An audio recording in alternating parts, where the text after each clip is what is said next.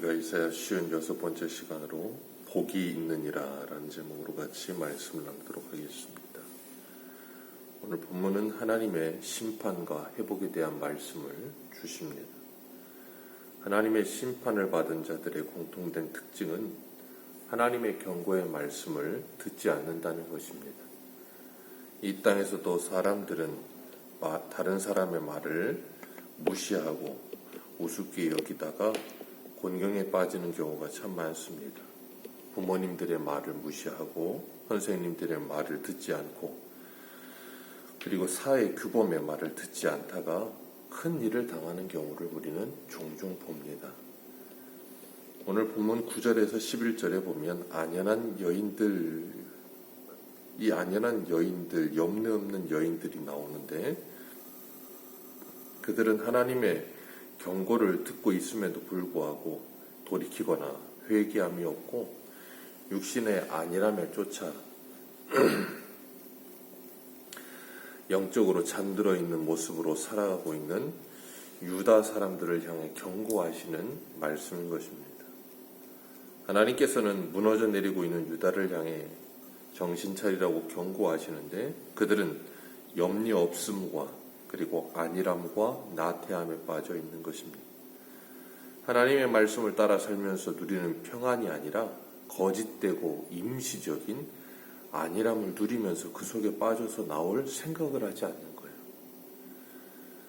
그러니까 하나님이 주시지 않는 평안이고 하나님이 주시지 않는 이 안일함이고 하나님이 주시지 않는 염려 없음이에요. 그러니까 이 세상의 것이 그들을 채우고 있어서 그들이 그것이 굉장히 안락하고 편안하고 그러다 보니까 평안한 줄 착각하는 겁니다. 편안한 것과 평안한 것은 차원이 다른 겁니다. 그런데 사람들은 편안하다 보면 그것이 평안한 줄 착각합니다. 그러다 보면 영적으로 잠들어 버리고 하나님과의 관계가 멀어져 버리는 경우가 생겨나는 것입니다. 마치 계시록에 있는 라오디게아 교회의 모습과 같은 것인데 계시록 3장 17절 18절에 이렇게 말씀하세요. 내가 말하기를 나는 부자라 부유하여 부족한 것이 없다 하나 내 곤고한 것과 가련한 것과 가난한 것과 눈먼 것과 벌거벗은 것을 알지 못하도다. 내가 너를 권하노니 내게서 불로 연단한 금을 사서 부유하게 하고 흰옷을 사서 입어 벌거벗은 수치를 보이지 않게 하고 안약을 사서 눈에 발라 보게 하라 하고 말씀하고 있어요.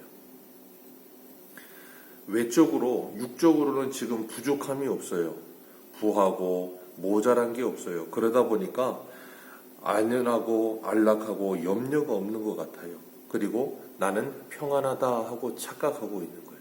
그런데 하나님께서 그들을 향해서 너희들은 온갖 가난하고 벌거벗고 모든 것이 너희들은 지금 다 모자란 상태에 있다라고 그들에게 그들의 영적인 상태를 말해주고 계시는 겁니다. 경제적으로 부강하다 보니 하나님의 말씀이 들리지 않습니다. 편안합니다. 염려가 없습니다. 그러다 보니 그들의 눈과 귀가 가려져 버린 것입니다. 하나님께서 북이스라엘을 무너뜨리신 아수르가 히스기야의 아버지 요시야 왕과 히스기야 왕 때까지 남유다를 괴롭게 하는 일이 있게 하셨는데 요시야 왕 때는 그 일로 인해 하나님께 기도하지 않아요. 그런데 히스기야 때 와서 히스기야도 그 어려움을 해결해 보려고 조공을 바쳐보기도 하고 금은 동을 모든 것을 가져다가 물질로 해결해 보려고 하다가 되지 않고 나중에는 결국에는 끝까지 왔을 때 이사야와 함께 기도하고 하나님께서 그 기도를 들으시고 그들을 회복시키시고 구원하여 내셔서 하나님이 어떤 분이신지를 히스기야에게 가르치셨는데 하나님께서는 이사야 66장에 이렇게 말씀하세요. 이사야 66장 2절에 나 여호와가 말하노라 나의 손이 이 모든 것을 지어서 다 이루었느니라. 무릇 마음이 가난하고 심령에 통회하며 나의 말을 인하여 떠는 자 그 사람은 내가 권고하려니와 나의 말로 인하여 떠는 자 그 사람을 내가 권고하려니와 소를 잡아 드리는 것은 살인함과 다름이 없고 어린 양으로 제사를 드리는 것은 개의 목을 꺾음과 다름이 없으며 드리는 예물은 돼지의 피와 다름이 없고 분향하는 것은 우상을 찬양함과 다름이 없이 하는 그들은 자기의 길을 택하며 그들의 마음은 가증한 것을 기뻐한즉 이라고 말씀하세요.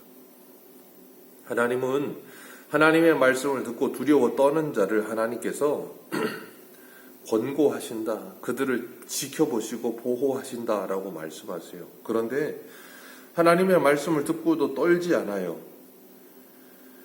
하나님의 말씀을 듣고도 떨지 않고 염려가 없는 자들. 그래서 이 10절 말씀에 보면 하나님의 말씀을 듣고도 당황하지 않는 자들, 11절을 보면 안일한 여자들은 떨지어다. 너희 염려 없는 자들은 당황할지어다. 그렇게 말씀하세요.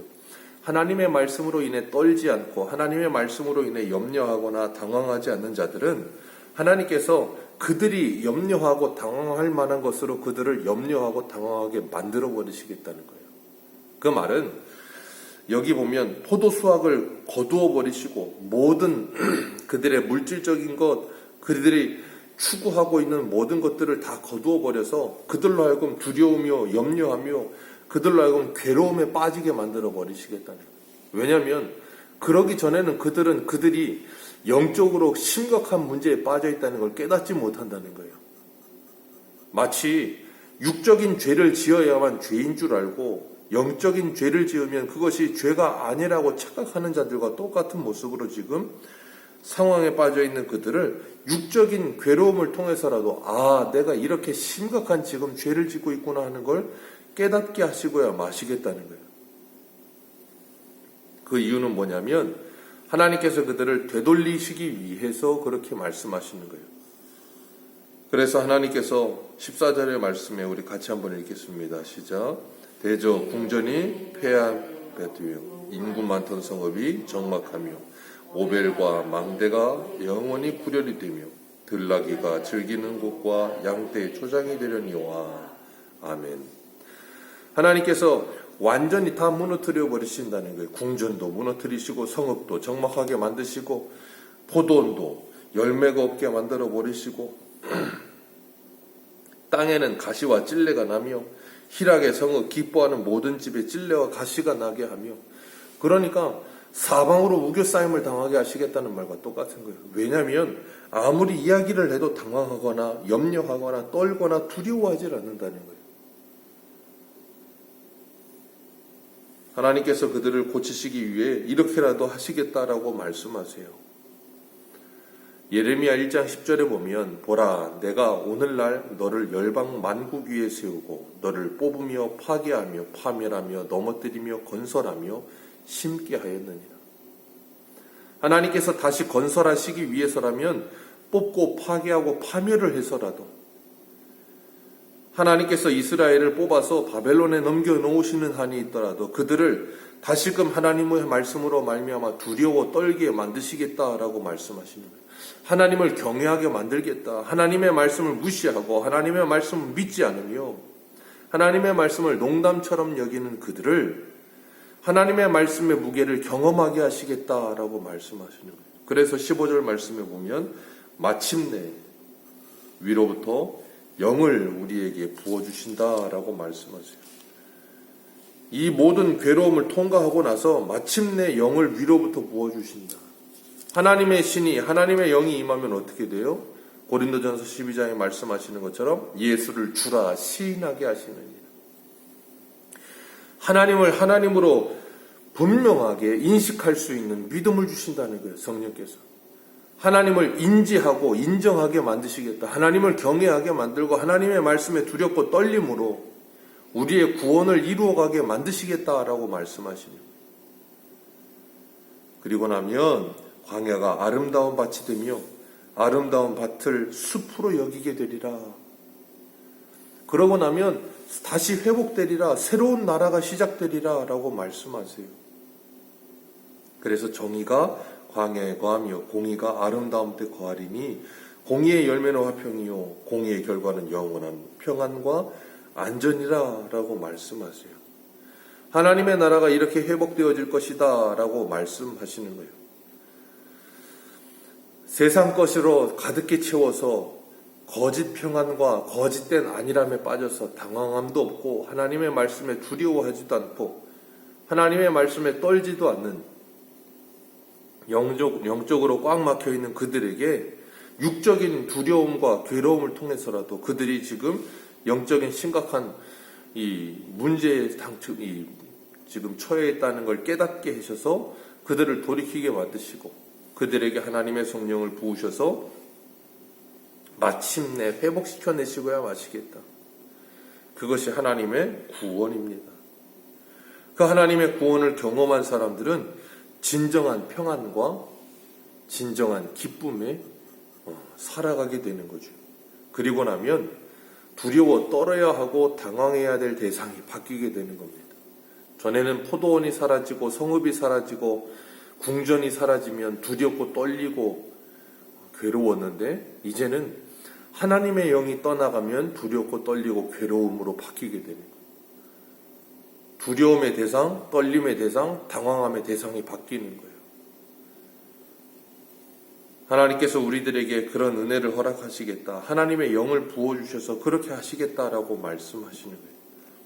그리고 나면 18절에 내 백성이 화평한 집과 안전한 거처와 조용히 쉬는 곳에 있으리라.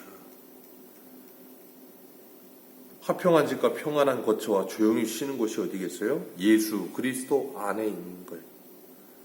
참된 샬롬을 경험하게 하시겠다라고 말씀하세요. 그게 복이라. 그게 복이라라고 말씀하시는 거예요. 성령께서 우리에게 임하시면 우리의 배에서 생수의 강이 흘러나오기 시작하고 그 은혜 속에 우리가 살아가게 되리라라고 말씀하시는 거예요. 오늘도 이 아침에 저희들이 성령의 충만함을 위해 기도하며 성령의 인도하심을 받으면서 아름다운 성령의 열매를 맺는 복된 하루가 되시기를 주님의 이름으로 축복합니다. 성령이 임하면 역사가 일어나리라. 성령이 일하시기 시작하면 역사가 일어나리라 라고 말씀하세요. 오늘도 우리가 우리 가정을 위해 내 자신의 신앙을 위해 우리 교회와 나라를 위해 기도하는 하루 되시기를 축복합니다. 기도하겠습니다.